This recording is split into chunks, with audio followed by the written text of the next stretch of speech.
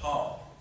Now, many of you have heard of St. Vincent de Paul. Many churches have outreach ministries to the poor named after him.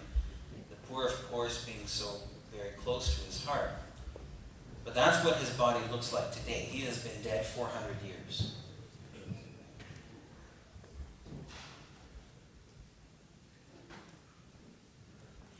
St. Francis Xavier. Now you'll note, those of you who have a good view of the screen, that Francis Xavier doesn't quite look as fresh as Bernadette and Vincent de Paul, and there is a reason for that. Francis was sent to India to evangelize. He was a European, and he found the Indian food way too spicy, and that's what it did to him. That was a joke. Francis Xavier was a European, and he was sent to India to evangelize, and he was an incredible evangelizer. He kept a log of his pastoral activities, and in 1 month he would baptize over 10,000 people into the faith. An incredible witness. His dream was to evangelize China, and so he set sail for China with a group of disciples, of followers, assistants, to do just that. But unfortunately, on the voyage, he got sick, and they had to stop at an island just off the coast of China. In fact, this island was so close to the Chinese mainland that they could see it from the island. And unfortunately, he didn't recover, and he died. Now, his followers didn't want to leave him alone on this island. They wanted to bring his body back and bury it in Goa, give it a proper burial. But you cannot bring a decaying body on a ship because it will subject everyone to sickness and disease. And so what they decided to do was to dig a temporary grave and place his body within it, surrounded by quicklime. Now, quicklime is a very caustic substance, and it literally dissolves flesh. And so they thought, well, in 3 months' time, more than enough time for the quicklime to do its thing, we'll exhume the body and take his skeleton with us and bury that. In 3 months' time, they exhumed the grave, and Francis was lying whole and intact in the ground.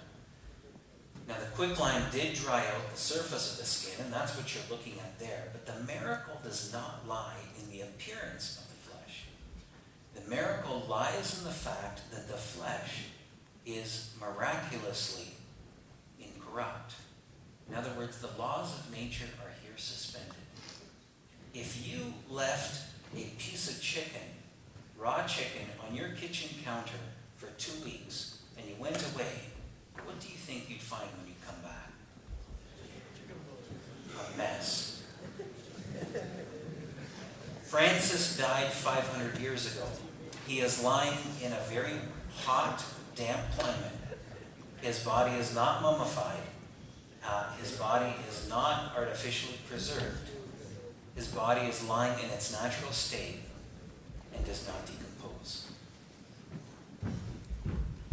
Saint Cecilia, the oldest known incorruptible in the church. She died in the year 117.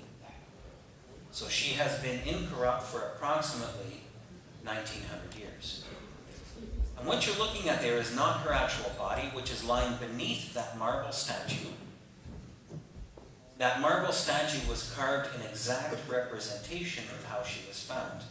And all we ever knew of Cecilia was from an ancient document called the Roman Martyrology. And that was essentially a logbook when any Christian lost his or her life because of being a Christian within the Roman Empire. There was an entry made in the Martyrology.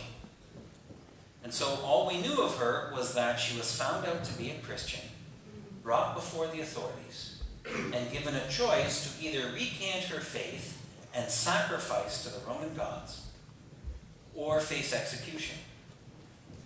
She refused to recant her faith, to deny her belief in the one God. And so she had her hands bound, her throat was slashed, and she was thrown into a cave on the Viet. Her mother had to give up all 5 remaining children to adoption. In fact, her mother never even got to go to her funeral because it was one of her last days with the remaining children. So Alessandro Serenelli didn't just murder her daughter, he destroyed her family. 27 years later, there's a knock on her door. And she answers the door. And there she is, face to face with the man that caused her so much pain. And he said to her, "Maria, do you know who I am?" Her name was also Maria. She said, "Yes, I know who you are." He said, "Do you forgive me?" She said, "Alessandro, God has forgiven you. Maria has forgiven you. How can I not forgive you?" And from that day, she accepted him as her own son and adopted him. And for the rest of her life, whenever you saw Maria Assunta, you saw Alessandro Serenelli, her daughter's murderer, by her side. And the night on which that happened was December 24th. That encounter was December 24th, 1932. And they both went to midnight Christmas Mass together and received Holy Communion side by side. And Maria Goretti's mother is the only parent in the history of the church that had the glory and honor to be present at her canonization.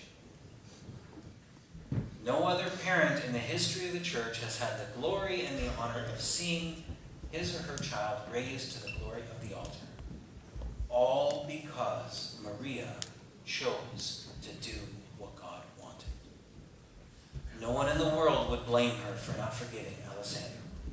But she knew that Jesus demands forgiveness. And she loved our Lord. And so with that love, she was able to find the strength to give her attacker that forgiveness. And the world has not been the same since. So that brings me to the end of my presentation.